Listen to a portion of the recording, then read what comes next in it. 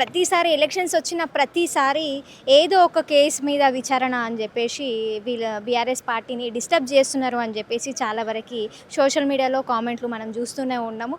ఎందుకు only elections టైంలోనే ఇప్పుడు ఫార్ములా ఈ రేస్ కావచ్చు, అక్కడ కేసీఆర్ గారి విచారణ కావచ్చు, ఓన్లీ ఎలక్షన్స్ టైంలోనే ఎందుకు వస్తున్నాయి అనుకోవచ్చు? ఎలక్షన్ టైంలోనే ఎందుకు వస్తున్నాయి అంటే ఇప్పుడు ఆయనకు చేత కాదు.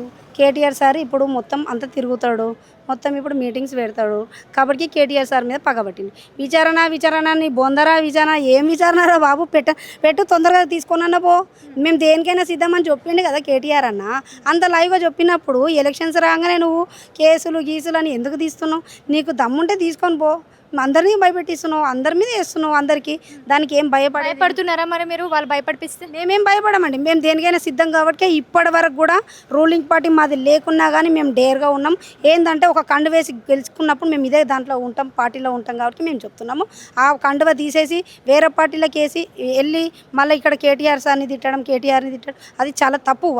వాళ్ళు చేసినది తగిన తొందరలో ప్రజలు గుణపడ